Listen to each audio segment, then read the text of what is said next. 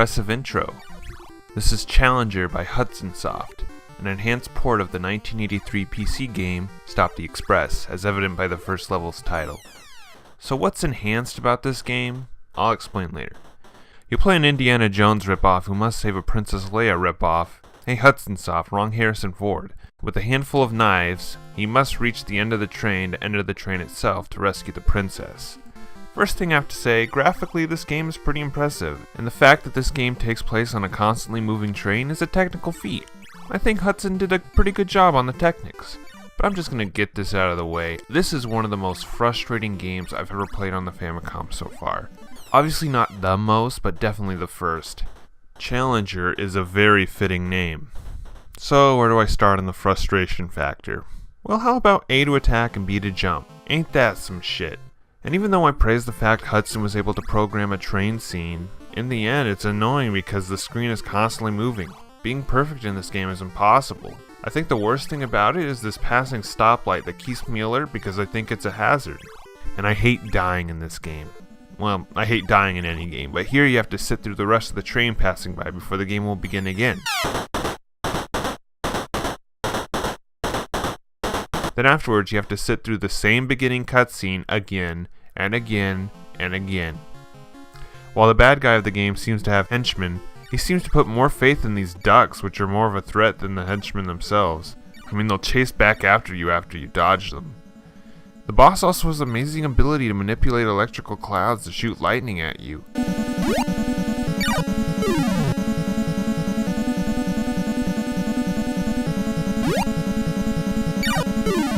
But the difficulty only gets worse when you enter the train itself, and these fire creatures ripped straight out of Donkey Kong are there waiting for you, as well as a few henchmen.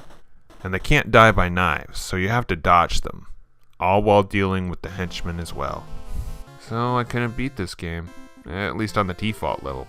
Challenger thankfully added a difficulty setting before you start the game, and of course I had to pick the lowest setting just to get through. On the hardest level, they'll just add an enemy car that'll jump onto the train to try to stop you. On the lowest level, however, all the enemies are completely gone, except for the fire creatures, which I thought you had to jump over to dodge, but as I figure out, you can just duck. Whatever, I finish the level, and I get pushed off by the boss. Well, that was anticlimactic, and guess what? Out of complete nowhere, it becomes a completely different game. It becomes an overhead action-adventure style game. And now I have a life bar? I have a life bar all of a sudden? On the harder setting, there are enemies running around, but on the easier, the only enemies are the fire creature. And they can't die, so all I can do is dodge. The worst thing about the fire creature is that when it hurts you, it can drain your life in no time.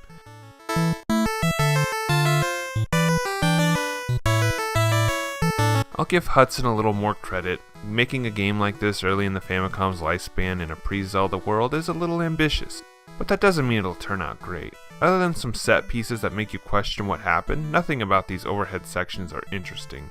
Except these caves. Inside contains either a key or some sort of jewelry, but the process to get it is probably the worst thing ever about this game.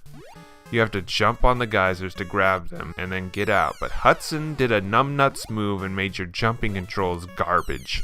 On the train scene, they were pretty responsive, but here it's so stiff to actually give this part of the game challenge. Even worse is you can't fall too far or you're dead. I guess the fire creatures weren't the only thing this game ripped off from Donkey Kong.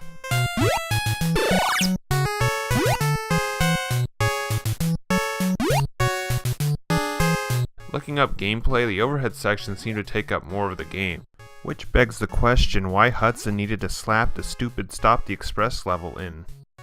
Also, according to Wikipedia, if you play on the lowest difficult setting, you can't fight certain enemies that give you items to complete certain levels. So what's the point in going any further detail about this game? Game sucks? Shame on you, Hudson.